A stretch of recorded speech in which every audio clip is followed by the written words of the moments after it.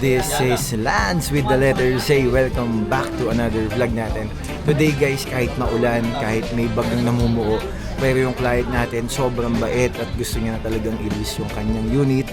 So samahan niyo ako guys for another successful release today. So samahan niyo ako, tara. Yeah.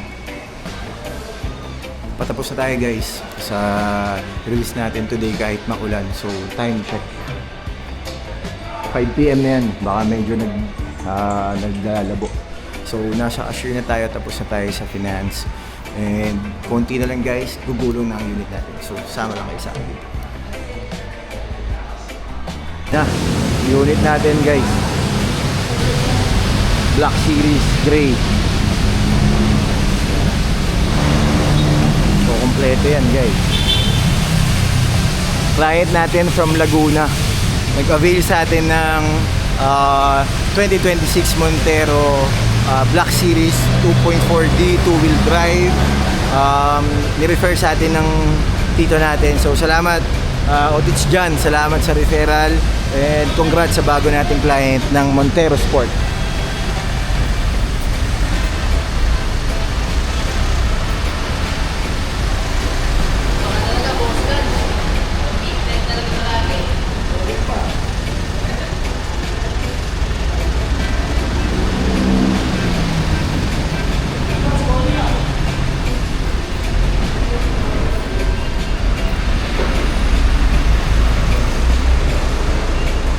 Yun guys, release na natin yung 2026 Montero Black Series natin from client natin from Laguna. Ma'am sir, kamusta naman po yung service ko? 1 out of 10 sa inyo. 10. Grabe ng taas naman. 11. Nahirapan po ba kayo sa processor, sa mga requirements and everything? Nahirapan po ba kayo? Sobrang galing, no? Kasi akala ko next month pa to eh.